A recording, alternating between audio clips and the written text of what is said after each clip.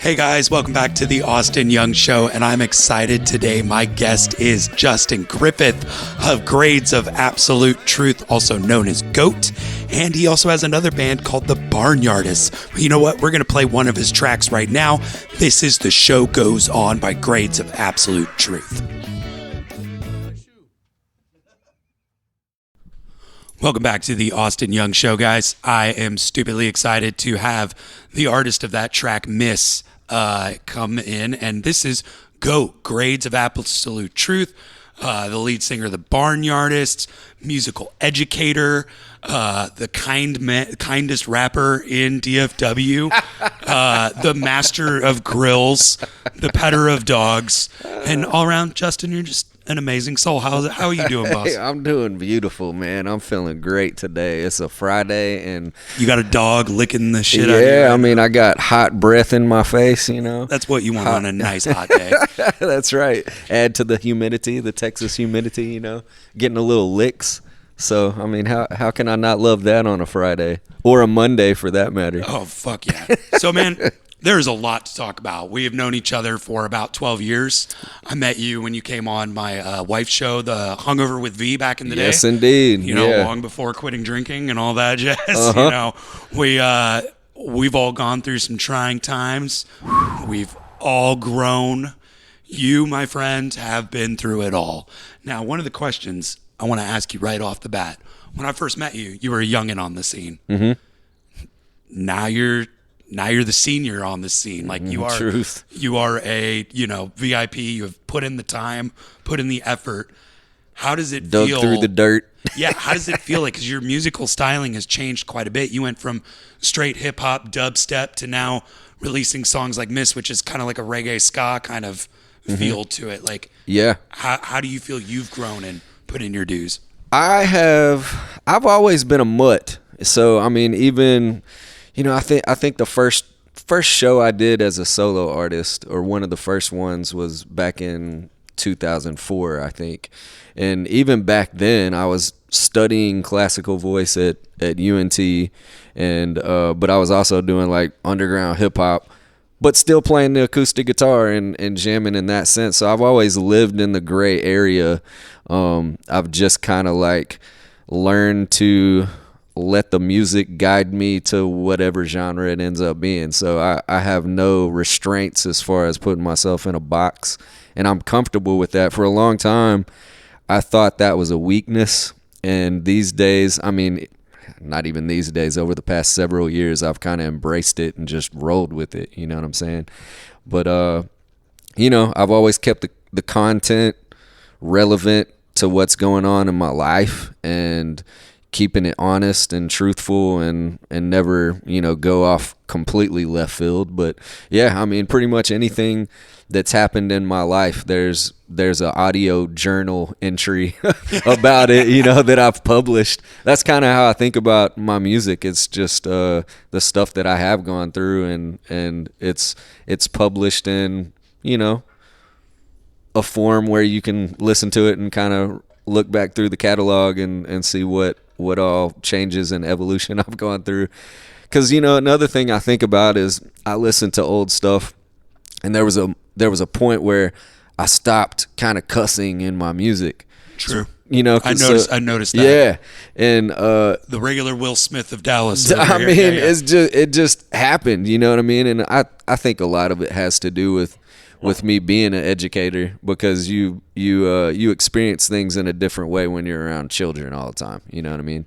Well, I do want to get into the education side of things, but like, as you mentioned there, that you studied classical voice, I believe. Yes. At UNT. I did. Yes. Does that help you with your, I mean, probably not with songwriting so much, because I know that you were an avid writer growing up. Absolutely. But like, as you progressed in classical voice, did it help you at all with your hip hop career, or has it helped you kind of shape your independent stylings? Like, it contributed to a lot of growth in other areas, I would say, more than that. So, for example, like when I started at North Texas, I was really, I don't want to say like, I didn't have like crazy stage fright, but I was uncomfortable being on stage and being up in front of people. And one of the reasons that I wanted to go into, studying music was I knew that I was going to have to be in front of people doing some kind of art every day. Yeah, this isn't for introverts. No, yeah. It was going to beat me down and completely delete that trait out of me. And so I accredit that more than anything, because there's really not another situation you can be in where you are going to be expected to be in front of people singing and doing your thing every single day, and sometimes multiple times a day. So it's like anything else. Sometimes you're a little bit hesitant on doing something, but once you just do it, you can kind of beat almost anything out of yourself.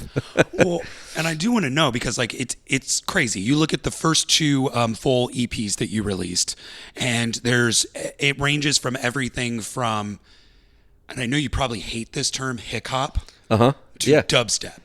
Like it's really strange. Like it's like you never would expect those two genres to mash up as well as they do. So like, how has that changed now? Like, because your styling now, I would say, is very.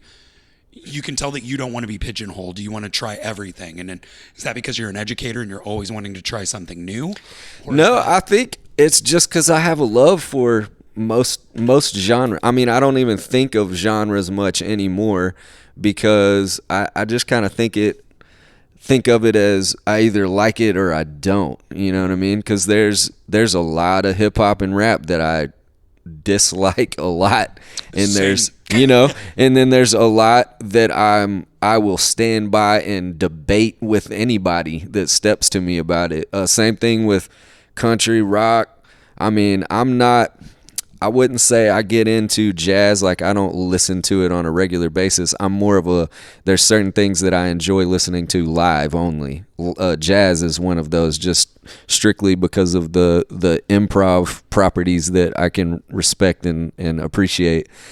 But, over the years, not being pigeonholed, like I said, I mean, just going back to that mentality of I'm just rolling with whatever comes out. Sometimes I hear a beat and I'm like, I'm about to spit some fucking bars on this shit, you know what I'm saying? And then sometimes I hear something, or I pick up a guitar and write a progression, and it's like, okay, this feels like some more country style stuff. Well, and I bet a lot of people don't know that you are an amazing guitarist as well. Now, you've said in the past that Stevie Ray Vaughan was an idol. Absolutely. Of yours. Yes. Now, in your newer music, you're still picking up the guitar, you're still plucking, but you've also said you're a metalhead back in the day too. Can people expect later on maybe some more metal coming out of Goat? The project that I'm working on right now, I feel like there has to be some distorted guitars coming in real soon. BARNyardists have the potential to go fucking nutballs, like, kind of thing, which I would love to see a punk album out of the BARNyardists too, because I think there's a lot of anger there. Oh yeah, we could pull that off. Yeah. We could totally pull that off. With the BARNyardists, for a long time we were doing a 5-piece. Explain to the listeners who Sure. BARNyardists are. So the BARNyardists is an indie hip hop duo. It's me and my homie Jackrabbit James, and we have like a really brotherly bond. We met. We actually met at a show back in 2007. I can kind of picture our entire evolution as friends too. His group back in the day got booked to open up for me and 360. We were doing a release party at Curtain Club. Nice. And yeah, seriously, I was thinking about it on the way up here, man. Best gig ever there was seeing Joey Owens take his pants off in the middle of a guitar solo. Yeah, nice. Yeah, shout out Uneasy Pilgrim. That's what's up, yeah. But So it's me and him. We're both, dual MCs in the group, and we have players that rock with us live. But for the most part, we release EPs where we hook up with one individual producer. We do a full project with just that producer, and we release it, and then we move on. So the next EP will be somebody completely different. So that's kind of like our our equation that we've came up with to continue on. And so with the Barnyardists, we've got, we over the years we've had a bunch of players that have rocked with us. Because it's a full life. It's the closest thing that you're gonna get besides Cure for Paranoia. I can't really name another DFW hip hop band. Yeah. Tons of artists, great scene, but like y'all are kind of doing your own thing and a sea of others. Yes, I mean that's the way we like to see it. Cure for Paranoia is definitely doing their thing for the culture here as well. And speaking of, that just popped in my head. Didn't we do a show with them at Sons of Herman Hall? Y'all did, yeah. I've actually got the banner for it that. somewhere. Yeah. And I think Loyal Sally was on the bill. I think they were too. Yes. Bum Lucky, I think, were on the bill that's too. right. Yeah, I think that was I remember y'all being involved in that somehow, and I don't know, that just popped up in my head. It was Veronica. It was always Veronica. Yeah. But it's fun times. Now we all want a Boxer's Brain reunion. That's the one thing. So if that does happen, will the Barnyardists confirm their spot with the Boxer's Brain? 100%, dude. 100%. I just went camping with Bubba and Michael this past weekend, and I was giving them both so much shit. I was like, everyone wants a reunion. And they're like, well, we got Loyal Sally. And I'm like, fuck Loyal Sally. I mean, I love Loyal Sally too, but the Boxer's Brain threw down, and they could have been in the group with the hip hop bands in the culture here in the Metroplex. So I'm totally down with that. We would rock with them any day. I love those cats. I think you definitely should. But soon we're about to head to a commercial break real quick, and I do want to know, what is Gold about? It is a commitment to putting the highest quality of ourselves on the forefront and putting that in your face. Absolutely. Can you elaborate on that? Bling, I don't bling. think I understood that. So, elevating ourselves. So you think about gold, it's a precious, a precious thing that a lot of people will kind of lean to, especially preppers. They ain't about the money, the paper money. They want something that will not lose value. And so when we wrote that song, and it was inspired, that hook was inspired by a Big Crit song. I'm a pretty big fan of his. And we just kind of settled into, when you think about gold, it's the top-notch quality. And that's what we commit to, man, is just putting the dopest possible stuff out that we can. Well, you heard it there first, guys. This is Gold by the Barnyardists. We'll be back. Welcome back from the break, y'all. That was Good Vibes Only featuring Young Deuce by G Champion. And before that was Gold by the Barnyardists. Grades of Absolute Truth. Where does that come from? I was given the name, I was given. So me and a childhood friend watched Bill and Ted's Excellent Adventure. Okay. So I'm talking about, I was little. I was probably, I don't even know when that came out, but I was probably like 7 or 8 years old. And there's a part where they go back into medieval times and they say something about a gnarly old goat dude. And so we started just calling each other that just as a joke, and then it stuck to me and shrank.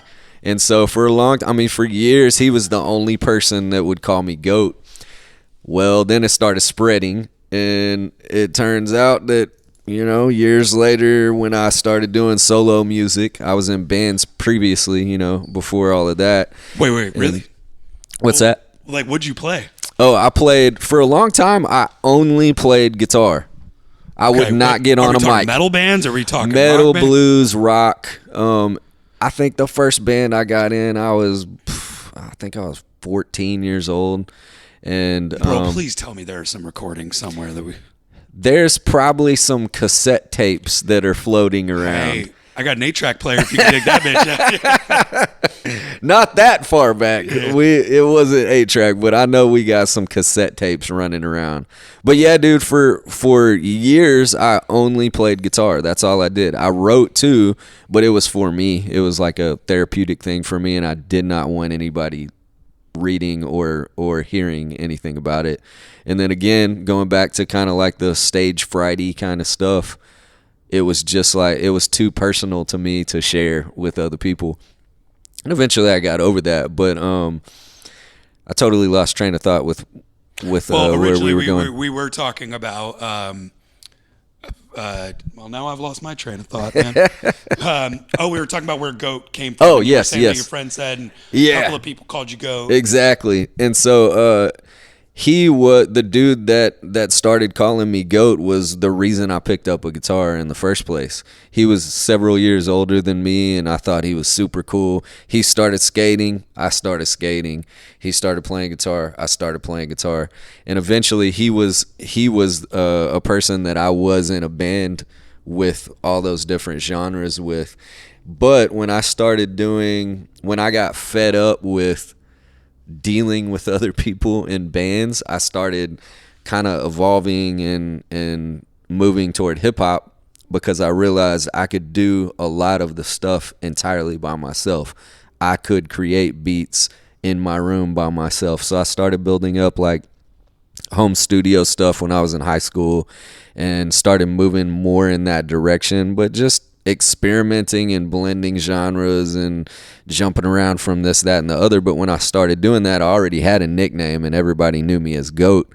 So that kind of was the thing. And eventually I wanted to come up with an acronym for it, and Grades of Absolute Truth was what was birthed. And I will have to say that was before anybody was the GOAT, or or LL Cool J came out with the GOAT album, Greatest of All Time. This is pre all of that. So all I heard through that conversation was that you're named after Bill and Ted. That's fair. I mean, that's the OG version. Yeah. You know, and you and Keanu Reeves on a T-shirt would probably work pretty damn well together. I ain't mad at that. I heard he's a really nice guy too. So well, okay, so we're gonna get a little serious here for a minute. You talked about self-reliance, all that kind of stuff. You're an educator. I am. You know, you're very vocal about music education and being an educator, 100%. Working in the public school system. Now, you have a song out called Lead. You are also a gun enthusiast. I am. Now, for you, has your opinion on guns changed with the amount of school shootings happening? Like, do you now more believe a little bit more in gun control? Like, because obviously I believe in the Second Amendment. I believe we do have the right to bear arms, but I do believe there needs to be some sort of like test insurance and definitely more of a way to get guns out of the wrong people's hands. What's your opinion? So, okay, I definitely am 100% behind, carrying, and I even have pretty strong opinions about arming teachers as well with the correct amount of training and under certain circumstances I would feel okay with it. This is a really touchy subject, and I typically steer away from this because people are so passionate one way or the other. I'm passionate about firearms. Yep. And even though I am a teacher, these school shootings, I don't feel like they happen solely because of lack of gun control. Do I think that we could have some more things in place that could make it a little more difficult for people to get firearms? Yes, and I'd be totally down with that, as I would go through all of the training as I have to, prior to being able to carry in Texas, I went through the CHL class. I will legally go through any training that I would need to in order to legally have a firearm. But the issue is that the people that are doing things like that don't follow the rules anyways. It's about like, you know, trying to battle drugs and putting legal restrictions. That's not going to deter people from doing drugs, you know what I'm saying? We're gonna, you know, so they're gonna find a way to get what they need to do what they want to do. And if you know, if it's not a gun, they're gonna go to Home Depot and get the supplies to build a freaking bomb that they can find. You know what I'm saying? It's just it's people that are evil and people that want to do evil shit, they're going to find a way to do it. So that's kind of my stance. Well, and then to elaborate a little more on that, if you, hypothetical, you're running for president or something like that. Too much dirt to dig up, bro. I know. That's how I feel. I'm like, I ain't going Wouldn't fucking even anywhere try near that it. shit. No. Like, so what in your ideal world would be the gun solution for America? I told you I was going to ask you a hard fucking question. question. That is a very difficult question, and I don't have an answer at all. I really don't. And that's one of the reasons I kind of steer away from stuff. You know, people like to bitch and complain about things, but that doesn't help anything. Trying to come up with solutions, boom, okay, that's going to be helpful. But in the same sense, who's going to step up to the plate and put themselves in a position where they have enough power to make changes? I know damn well that I am not in that place, just for the same reason I'm in public education. There's a lot of stuff that needs to be fixed in public education, but I am not, you know, high enough up on any totem pole to shift and make any of those types of changes. Well, can I follow you up with what, in your opinion, would be the easiest but biggest change to help public educators? Shifting away from the gun topic for sure. Yeah. I think it all comes down to funding. I think that class sizes are continuing to grow, and I think that teachers are, I know that teachers are continually expected to do more and more and more with less and less and less resources. And you know, I've seen it too many times. There's people just running out of the education industry for a lot of different reasons. Well, and it seems like kids and parents are getting more and more entitled every year. That too. Which, you know, that too. Not all of them. There are always those gold families 100%, that help yes. everybody out. Yes. But my stepdaughter's on a PTA, so I'm sure she sees it tenfold of what's happening. Yes. Now, you've talked a lot in past interviews and everything about how much you love education, and that is there a way for somebody that doesn't have an education degree but wants to help out? Is there a way for them to help out? Yeah, I think so. I mean, aside from just being a great parent, because that's what we really need, is we need solid humans to raise their freaking kids well. And bring back shop and automotive class. Yeah, I mean, I think that's, you know, bringing in anything that people can be passionate about, you know what I mean? But overall, I mean, even if you don't have kids, like volunteering, reaching out to, you know, a community school that's around and like trying to get involved. And I say that on one hand, and on the other hand, that's difficult, you know. A lot of years I tried to bring some of my my personal music connections into the school, where I would have, you know, people come in and speak to our students and whatnot, and it kind of got to the point where it was embarrassing sometimes because of behavior that's gotten out of control. And I mean, I've seen a big shift since COVID hit, and I think we're kind of on the cusp of almost recovering from that, but that I feel like that put us back several years. I forgot how to make small talk. It Dude. took like fucking years to get back to the Dog, point. no lie. Even as adults, being able to, adapt and shift. Yeah, it was difficult. I mean, yeah, in a kid, that's not even as conscious as we are. I mean, dude, yeah, it's put them behind big time. But yeah. So, I guess at this point, be a good parent. Yes, Help your tenfold. teachers out. Yes. What's one school supply you wish they would just buy way more of for their kid? Freaking As a music Kleenexes. teacher. Oh, okay. Well, Kleenex is probably. I mean, they are singing and shit. You don't want them sniffling everywhere. Yeah. You know what? So going back to COVID real quick, Yeah, I know a lot of people have really strong ideas about the masks.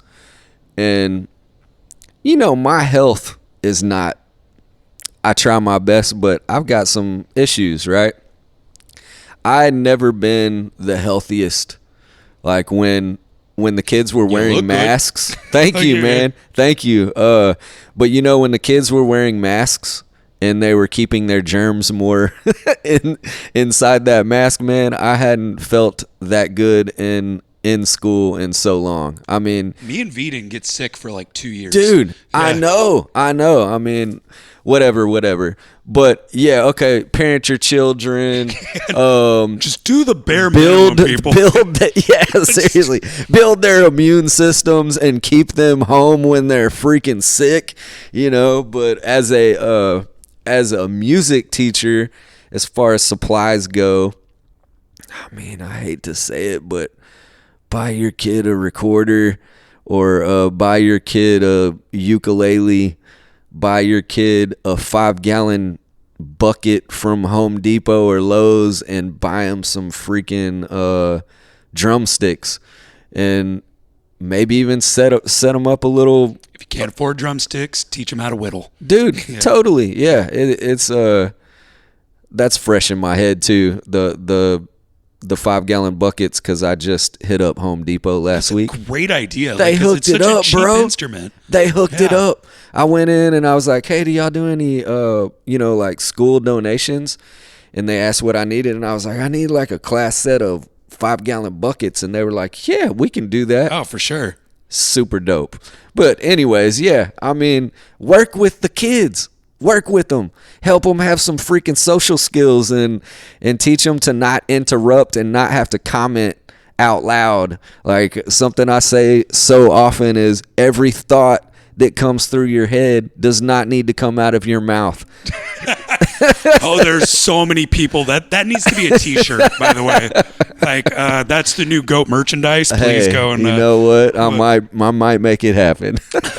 Well, speaking of merchandise and all that, you have your own line of hot sauces, and I noticed listening to your discography, you mention food a lot in your songs. Do I really? Yeah, there's quite a few of them. But Okay. I mean, you even have a hot sauce song. You got We do. Where does your love for food come from? I have no idea, because I've never been hella overweight or anything. But okay, I will say this though. I think it comes from my family. Every time that my family hangs out, it's revolved around food. Okay. We're either hooking up and going to dinner, or we're going to somebody, like we say, my Aunt Debbie, we call her house Debbie's Diner. You know what I'm saying? Like, we're always going over there and just sitting down and talking this is and back eating. Where you're from, 'cause you grew up in DeSoto, correct? I did, yeah. Okay, yeah. I grew up in DeSoto, but the majority of my family kind of migrated to Midlothian. Okay. So Not too far. No, not far at all. But yeah, dude, I guess I've never thought of that before. Go back and listen to some of your stuff. Okay, I will. Even your album has like a couple of tracks where I'm like, there's food again. Oh, there we go. It's like, That's a trip. But so how did the hot sauce come to be? This is such a cool story because it's all music related. Are you familiar with Por Vida Productions? The name rings a bell. Okay, so they're Dallas based, and this was well, you know Leo J, DJ Yep. Leo J. So he was a part of Poor Vita along with Colin Roy and DJ Trek. So the three of them were Poor Vita. MC Astro. Are you familiar with Astro? No, sir. He's really big in the drum and bass scene, but also kind of like weaves in and out of hip hop as well. So kind of more of the after style crowd. Yeah, totally. And so anyways, that was kind of like the Poor Vita crew. Me and Rabbit were super, tied in with them. We went on a West Coast tour with them back in 2010, and they booked us for a ton of shows. So anyways, they disbanded, and nothing Poor Vita was happening for years and years and years. Leo J started doing his own thing. With Too Fresh and all of that, and years and years later, this is probably like 2 years ago at this point, but Colin just called me up one day and he was like, "Yo, man," so because he still had the poorvita.com, still owned that, and he said, "Man, I am going to rebrand Poor Vita as a hot sauce company." And I was like, "Whoa, okay, that's super dope."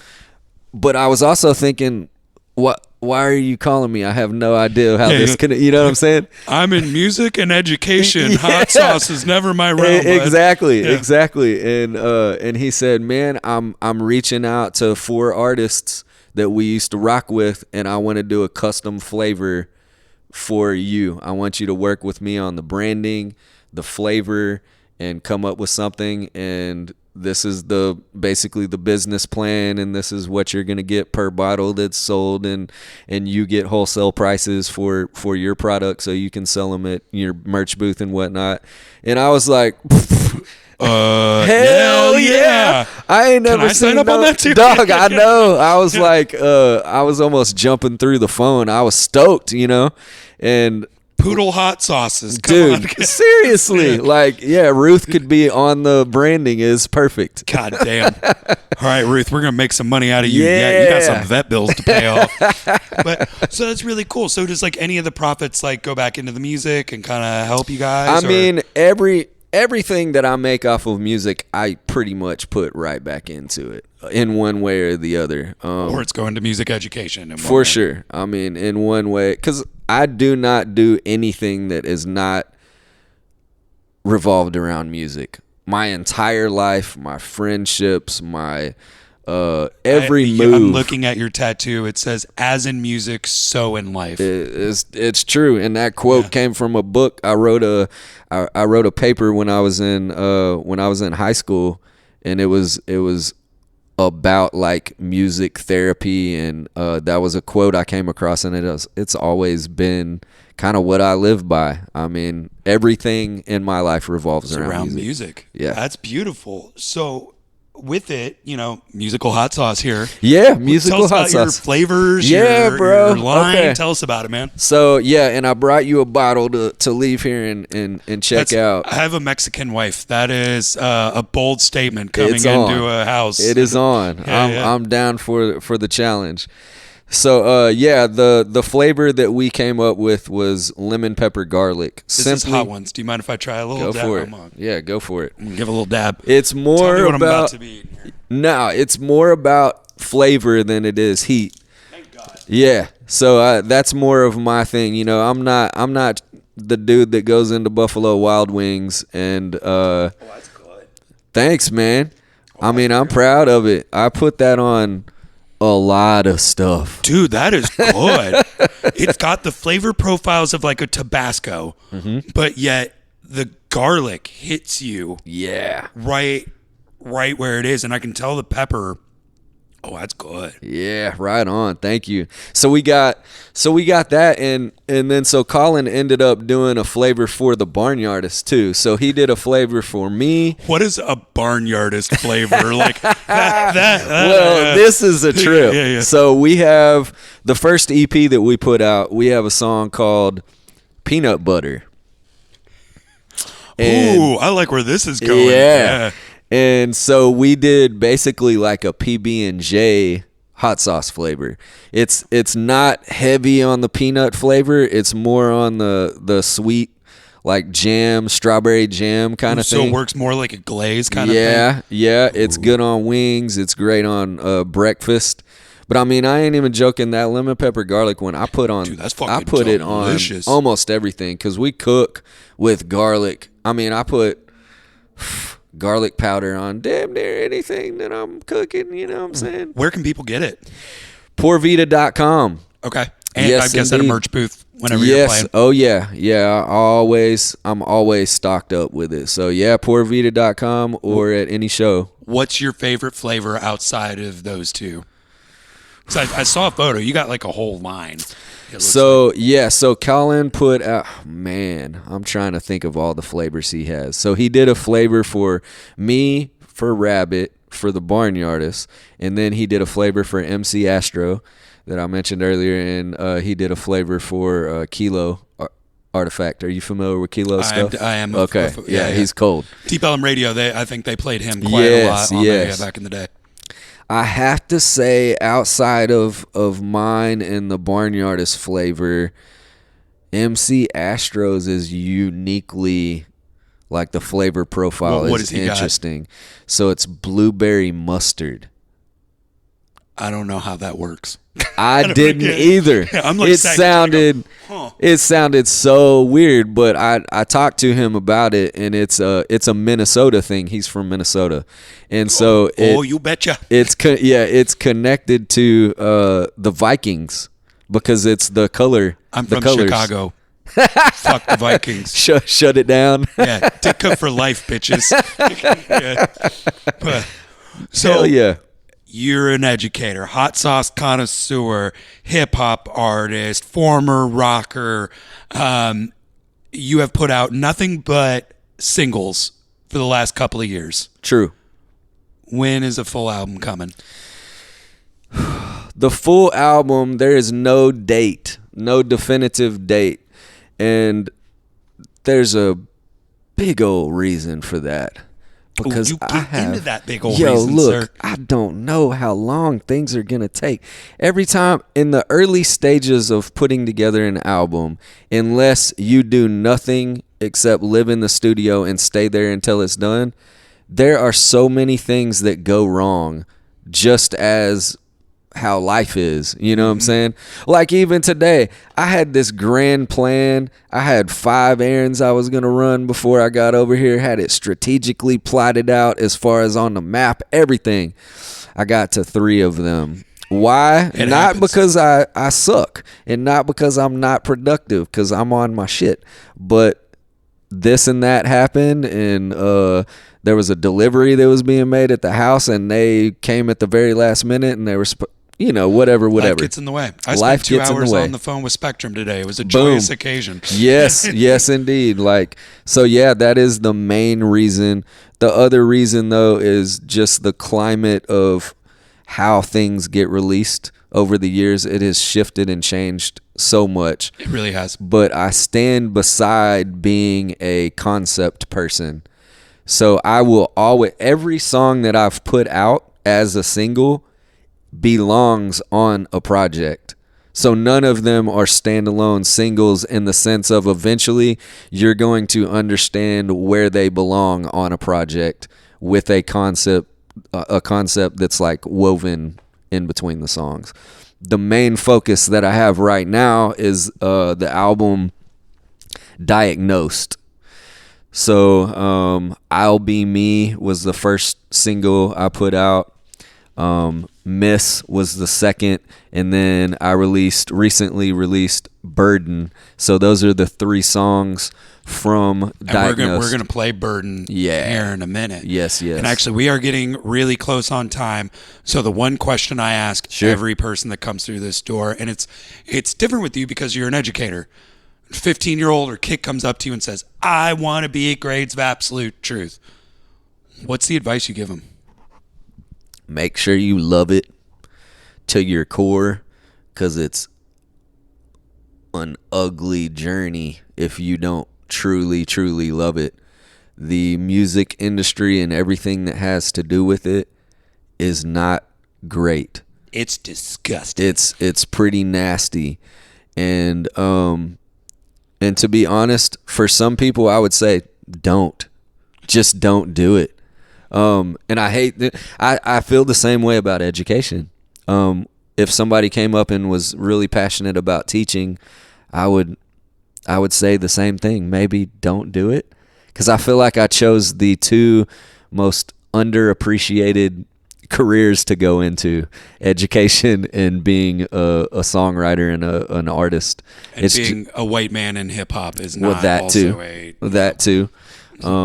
But aside from that, it's a battle, and it's ever changing. So you are never ever going to be able to follow some kind of equation that's going to make you successful.